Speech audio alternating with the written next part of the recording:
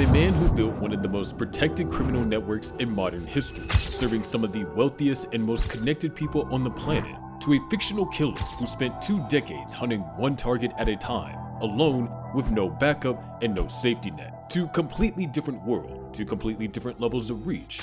This comparison is hypothetical and contrasts a fictional character with real-world events purely for analytical purposes. In this video, we're going to break down what actually happens when Dexter Morgan, a fictionalized, highly optimized serial killer operating under ideal conditions, with every advantage the writers could give him, goes up against not just Jeffrey Epstein, but the circle of people connected to what he built. Because the gap between what Dexter was designed to handle and what that network represented is not just wide, it is a completely different category of problem altogether. Dexter Morgan's intelligence was built entirely around one goal: stay hidden inside a law enforcement environment. The people connected to Epstein's documented circle had access to a completely different kind of protection that personal cleverness alone could never produce. By the time season 1 begins, Dexter had already been killing for over 15 years without a single arrest. He chose blood spatter analysis as his career on purpose. Working inside a homicide unit meant he always knew what investigators were looking at, what evidence they were chasing, and how close they were getting. When the FBI arrived in Miami in season 2 under Special Agent Frank Lundy, a man who had spent his career tracking serial killers, Lundy built a profile that described someone with law enforcement access to an obsessive level of control over a crime scene. He never placed Dexter's name on it directly, but the description matched closely. Dexter survived that investigation by redirecting it. He deleted Marina's security footage, changed his body disposal route to the Gulf Stream, and let the pressure fall on Sergeant Dokes instead. On the other side, court filings, victim testimony, and years of investigative reporting established that Epstein maintained relationships with wealthy financiers, lawyers, and powerful figures across multiple industries and multiple countries. Legal teams often intervene early in investigation, shaping how cases develop before charges are even finalized. When Palm Beach police opened a criminal investigation into Epstein in 2005, the legal response assembled on his behalf was so effective that the resulting 2008 agreement was widely criticized as unusually lenient and highly controversial. Epstein pleaded guilty to 2 state-level charges, served 13 months in Palm Beach County Jail, mostly on work release, and walked out still able to leave the facility during the day. Dexter outthought individual investigators by controlling the evidence they could see. That is a sharp, focused mind working at the case level. Evidence suggests the people connected to Epstein's world had legal resources operating at a level that shaped how entire cases developed from very early on. One approach works against the people directly looking at you. The other shapes what those people are even allowed to do. Those are not the same category of intelligence work, so we gotta give the advantage to Epstein's network. Dexter's intelligence was real and effective inside the world the show built for him, but intelligence that works against colleagues in the same building is a completely different thing from legal resources that shape the outcome of a federal investigation. The gap here is not close. But intelligence and legal resources only explain part of the picture. The real gap shows up the moment you look at the sheer scale of what Dexter was built to handle versus what this network actually was. If you want more breakdowns like this one, hit subscribe and turn on notifications because we go deeper on these comparisons than most channels ever do. Dexter's operation ran entirely on personal control and could never scale beyond one person. Court findings show Epstein's documented operation ran across multiple countries, multiple properties, and multiple people, each handling a different part of it. The process Dexter followed across all 8 seasons was consistent. He confirmed guilt first, sometimes spending weeks watching a target before making any move. He used M99, a veterinary sedative, to knock victims unconscious in the earlier season. He transported them to a kill room he had prepared himself, lined with plastic sheeting, secured them to a table, took a blood slide from a small cut on their cheek as a personal record, and then killed them. Bodies were dismembered and dropped into the Gulf Stream from his boat, the Slice of Life. When divers accidentally found his disposal site in season 2 and recovered multiple bodies, every single one had been processed entirely by Dexter alone. No partners, no assistants, no one who could later talk. His first blood slide collection held 46 slides. His second held 43 before he destroyed it himself. Ghislaine Maxwell's conviction in December 2021 confirmed a coordinated scheme that ran across multiple locations and involved multiple people playing active roles.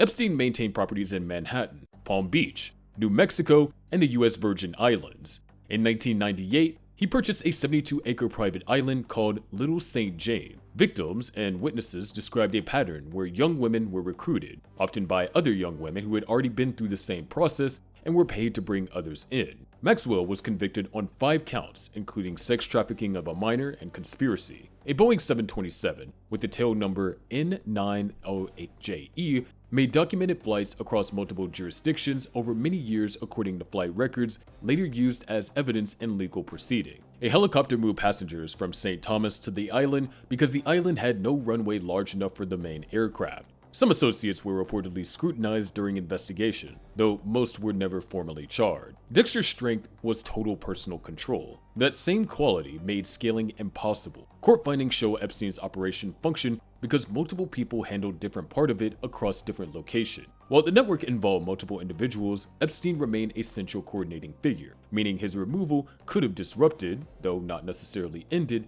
the operation. One system was built to stay small and invisible. The other was built to stay large and kept running. Once again, the advantage goes to Epstein's network. Dexter's personal control was his greatest strength, and his hard ceiling at the same time. Court findings showed the operation he would have been going up against spanned multiple countries, multiple people, and multiple layers of coordination. There is no version of a one-man kill room process that matches that kind of reach. The scale gap is already enormous, but scale alone does not explain why the operation kept running for as long as it did. That answer is in how the people connected to it were protected. Dexter's protection came entirely from performing in ordinary life convincingly. The protection surrounding the people connected to Epstein's documented network came from legal resources and financial access that personal performance could never match. Harry Morgan began building Dexter's cover before he finished high school. After recognizing Dexter's tendencies by age 7, Harry shaped the code around 2 things: channeled the need to kill towards people who deserved it, and make the person doing it look like the most boring man in any room. The result was the slightly awkward forensic technician who brought donuts to the office, raised his girlfriend's kids, made small talk he had to mentally rehearse, and filed clean paperwork every single day. The one person who never accepted the performance was Sergeant Dokes, and Dokes was treated by almost everyone around him as the problem for pushing so hard. In Season 7, Lieutenant Maria LaGuerta found a blood slide at a crime scene and rebuilt a working theory that pointed directly at Dexter. He responded by feeding her false information, building a competing suspect in Hector Estrada, and arranging a situation at a shipping container yard where LaGuerta arrived with the strongest evidence she had ever assembled. She did not survive the night. LaGuerta died with the right answer. The 2008 non-prosecution agreement allowed Epstein to avoid federal prosecution entirely. The agreement also extended protection to unnamed co-conspirators, a provision later challenged in federal court by victims who argued they had a legal right to be consulted before any such deal was made. A federal judge agreed with that argument in 2019, ruling that prosecutors had violated the Crimes Victim Rights Act. The Department of Justice's own Office of Professional Responsibility later concluded that the handling of the agreement involved poor judgment. Reporting indicates that protection came from Epstein's legal team, leveraging influence, resources, and connections to secure an outcome that most people facing similar charges never could. The mask Dexter wore held because it targeted how people naturally think. Most people do not look hard at someone who seems completely harmless. That worked against colleagues who saw him every day and trusted what they saw. The cover available to the people connected to Epstein's operation was assembled by legal teams and financial resources operating well beyond any personal discipline alone could produce. One kind of protection lives inside a person's behavior. The other kind lives inside institutions and what resources can do to shape their decisions. The advantage here goes to Epstein's network. Dexter's mask was impressive for what it was, a one-person performance held together through discipline over 2 decades. But a performance that fools colleagues is a completely different thing than from legal resources that reshape the outcome of a federal investigation before it reached a courtroom. One cracks the moment one determined person looks closely enough. The other required a federal judge and a government review to even begin addressing. What is one thing from Dexter's code that you think could have actually worked against a network like this? Drop your answer in the comment. The protection gap explains a lot, but the final test of how far apart these two worlds are shows up when you put Dexter's actual process up against what targeting someone inside the circle would have required. The Code of Harry was built for individual confirmed targets in accessible location. In theory, Epstein could have fit those criteria, but court findings showed the structure around the operation meant that removing one person could have disrupted things without shutting the rest down. Harry built the code around one non-negotiable rule: confirmed guilt. Before Dexter moved on anyone, that person had to be a proven offender who had escaped the justice system. In Season 1, Dexter confirms Mike Donovan's guilt by taking him to the site where he buried the bodies of the 3 boys he had murdered. Donovan does not deny it. That is the foundation the whole system is built on. In Season 4, Dexter spends an extended stretch of time observing Arthur Mitchell, the Trinity Killer, studying his daily routine, his home life, and his murder pattern before ever preparing to act. The code required that level of certainty before anything else happened. When Dexter broke that pattern in later seasons, things fell apart quickly. In theory, if access were possible, Epstein could fit Dexter's criteria as a target. He was a confirmed offender with a legal record, a registered sex offender status, and a documented history that a federal judge later ruled had produced an illegally obtained deal. But Maxwell was convicted of actively coordinating recruitment and grooming across years. Brunel was under investigation for serious allegations at the time of his death in February 2022 in a Paris prison, though no conviction was reached. Some associates were managing schedule and travel logistics across multiple properties. The structure suggests parts of the network could continue operating independently even if the central figure was removed. There is also a practical access problem. Access to someone of that level of wealth would be significantly more difficult due to security, staff presence, and controlled environments, though not necessarily impossible. An island reached only by helicopter from St. Thomas does not offer the kind of isolated opportunity that Dexter's process depends on in the show. Properties have staff. Movement is documented. The code was built for the world Dexter lived in, a city, targets he could reach alone, locations without layers of staff watching every entrance. The code produces a precise outcome against one individual. The operation it would be pointed at was built with enough moving parts that no single removal would guarantee shutting it down. Dexter's process is designed for people who are reachable and alone in their crime. Court findings show this network involved people spread across country, working in coordinated ways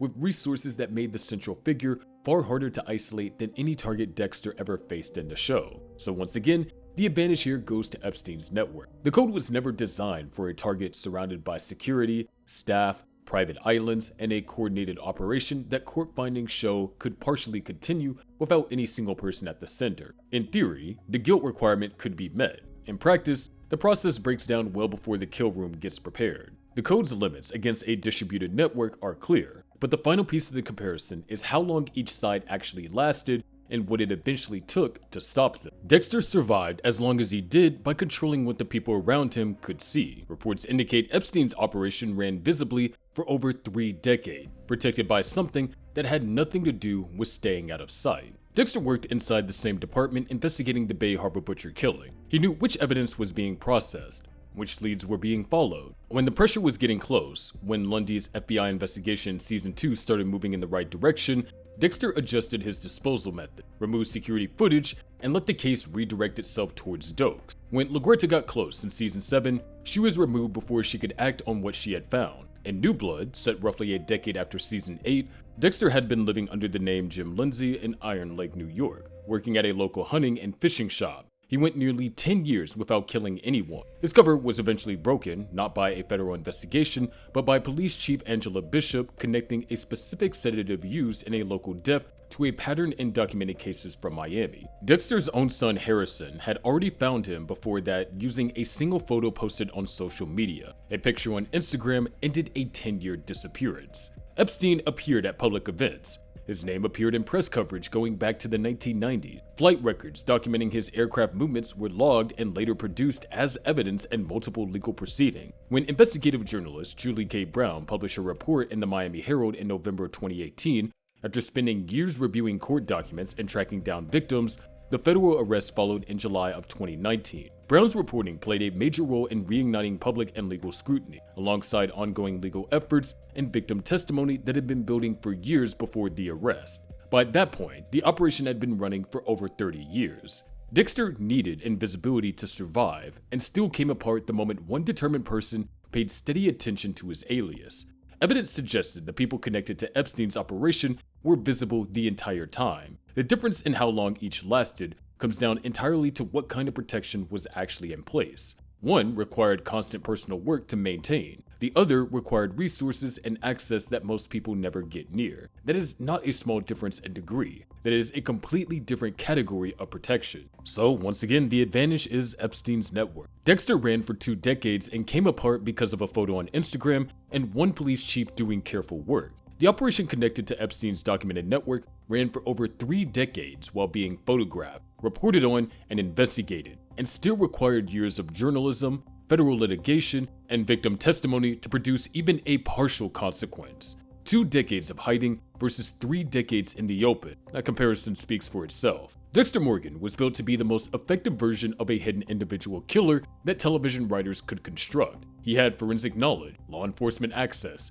a carefully maintained cover, and a disciplined process he stuck to for over 2 decades across 8 seasons and a revival. Against individual targets operating in the same city, in accessible locations, without security teams or legal resources behind them, the system worked. The people connected to what Epstein built, based on court findings and investigative reporting, existed in a completely different environment. Legal teams that shaped the outcome of a federal investigation before it reached trial, properties spread across multiple countries, a network where multiple individuals handled different parts of the operation across different locations, with court findings suggesting parts of it could continue functioning independently. An operation that ran visibly across 3 decades without the people at its center ever needing to hide. In theory, if access were possible, Epstein could have fit Dexter's criteria as a target. The confirmed guilt requirement would have been met by the public record alone, but the structure around the operation, the people running different parts of it from different locations, the legal resources available to those connected to it, the access barriers that come with that level of wealth and security, none of that gets solved by one person with a syringe and a boat. The Code of Harry was a precise tool built for a specific kind of target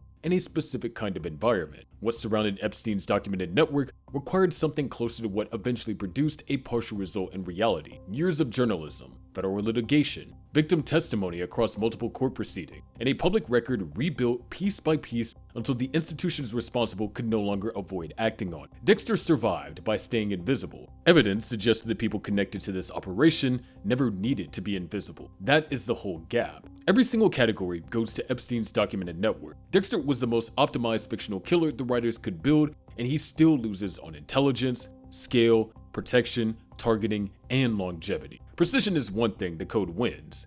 Everything that actually determines survival at scale goes the other way. This was never close. If this breakdown made you think, you already know what to do. Subscribe, hit the bell, and stay locked in because this kind of content only gets deeper from here.